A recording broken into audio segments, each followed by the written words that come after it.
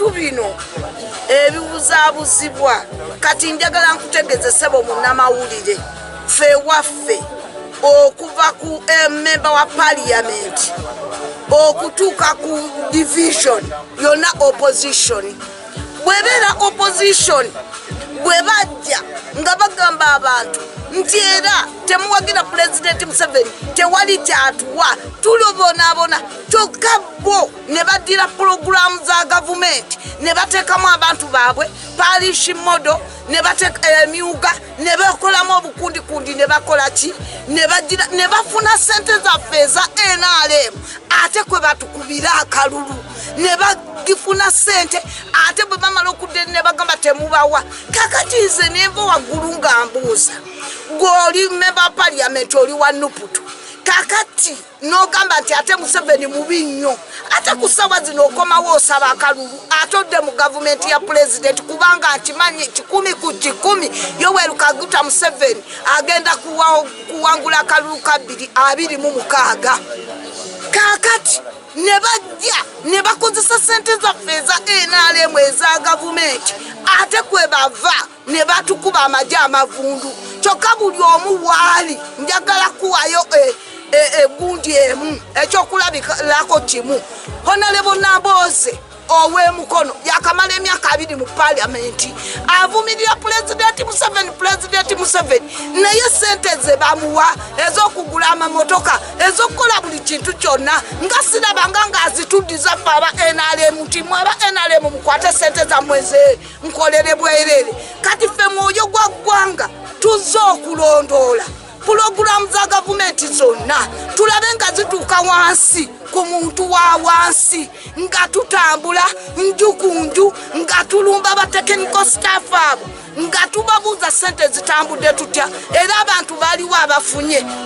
ekituleese ffe nga bamwoyo gwa ggwanga okulaba nga buli muntu agandulwa mu gavumenti yaffe eya NRM.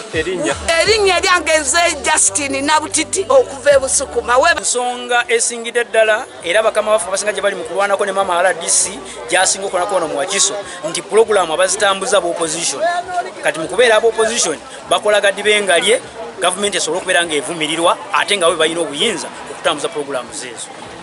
Kwa byonna lwaki abantu abamu babadde naddala batera okwegaana ng'ebintu ebyo babifunye lwa nsonga ebintu ebyo ebisinga babadde babikola mu kimpukumpuku oba nga tekimanyibwa bantu bonna nga kimanyibwa abantu abo abatono ddala naddala technical staff babadde balina ebintu bye bakola nga bakweka information eri abantu kivula abantu abamu bafuna ebintu naye nga babifunye mu kimpukumpuku nga tekimanyiddwa. So ffe tuvuddeyo olunaku lwa leero okumanya era tujja kubalondoola nnyo kulaba nti lisiti ze baweereddeko abantu tumanya era n'okubalambula ogwo omulimu tujja gukola kulwa mwoyo gwa ggwanga. Erinnya nsigadde ndi Lubeera Robert, sipiika w'abantu be Wakiso. Erinnya lyange mpitibwa Serwadda John nga nze chairman wa NRM mwoyo gwa ggwanga mobilization team 2025-2031 wano mu Wakiso district. NRM mwoyo gwa ggwanga yalonchingwa ennaku z'omwezi nga 6 omwezi gwa December nga ekigendererwa kyayo madamu RDC Mbabazi nga yagironchinga nga n'ekigendererwa kyayo kyakulabika nti tutandika okutema empenda okulaba abantu b'ekitundu kyaffe kya Wakiso bafuna batya services zaabwe era obuzibu buvudde luddawa. Ffenna tukimanyi bulungi nti nga Wakiso district opposition yamaamira nnyo wano mu Wakiso. Mukama waffe president bw'asindika programs nga PDM nga emyoga grow n'ebirala bifuna okulwanyisibwa olw'okuba nti bituukira mu mikono gyabo ate abataagaliza gavumenti. Nekibanga kifaanagana nga bw'oddira omwana wo n'omuwa mujjawo n'omugamba nti omwana wange mumpeera amata. Kitegeeza nti tugenda okusisinkana nga pulogulaamu ezo zisikattidde n'olumu abana NRM nga bazibasikamu ne batabaako kye bafuna n'abannyini baba bafunye nga be bavunza gavumenti ate nga bali mu position y'okugaba ebintu ebyo. Kati mwoyo gwa ggwanga egenda gezaako okutunuulira obwenkanya mu nsonga za pulogulaamu za gavumenti. Ensonga ya mwoyo gwa ggwanga egireese ate era nga egiruma kwe kulabika nti Wakiso erina population nnene. Muzeeyi president ow'ekitiibwa akoze kyasobola kyonna okulabika nti Wakiso agizimbako enguudo ateekako amalwaliro ateekako amasomero naye akalulu ne kaba nga agenda okukafuna afuna 12% mwoyo gwa ggwanga ezze okulabika nga ekyusa wakiri wabeerewo akalulu okulabika nti kalinnya waggulu mu percentage eya waggulu. Ensonga ererese mwoyo gwa ggwanga kwe kutunulira okulaba nti bakandideeti baffe abeesimbawo ne bakwata fulaga ya NRM tubalwanirira okulabika nga nabo basobola okuyingira mu ofiisi ezo kubanga NRM party eri mu buyinza era yeetaaga abakulembeze abalasobola okutuusa obulungi ku muntu wa wansi obugabirizi oba services. Mwoyo gwa ggwanga emu ku byezudde nti ye omuntu wa wansi ku zooni alondera mu kukaaba n'amalira mu kukaaba embeera n'ebeera bwetonga ya kukaaba nti tamanya kigenda mu maaso okuva lwasula akalulu services tamanya bwe zitambula. Mwoyo gwa ggwanga egenda gezaako okulabika nti etuuka ku zooni ekyo ekikoze etya ekikoze ng'eronda abantu 24 nga kuli chairperson waabwe n'abantu 23 ku buli zooni 720. Mwoyo gwa ggwanga egenda kubanga eyinako abakulembeze abo 24 ng'ekigendererwa kyabwe ly'eddoboozi lya mwoyo gwa ggwanga ly'eddoboozi lya President Museveni ly'eddoboozi lya NRM wansi ku zooni. Ekirala mwoyo gwa ggwanga tegenda kubeera mobilization team egenda okukolera ekisanyi ekyokunoonya akalulu emale eggalewo. Mwoyo gwa ggwanga ine ekigendererwa ekyokubeera permanent esigalewo wadde nga President Museveni amaze okuwangula ne bakandidate nga bawangudde esigale ng'ekyawa services omuntu owa wansi. Ekiresa obuzibu nti waliwo ebiina ebijja nga biri temporary byo ne biyiikirawo mu mbeera y'akalulu ne bikola gadde bengalye ne bifunamu ke bifunnyemu ne bigenda ne birina emirala emyaka 5. Naye mwoyo gwa ggwanga agenda kubeerawo ng'azze kuyambako ku mukama waffe pulezidenti n'abakulembeze abalala mu Wakiso okubudaabuda omuntu owa wansi. Programs tugenda okuteekako essira tulina programs za mukama waffe pulezidenti zeyata ezitambula nga PDM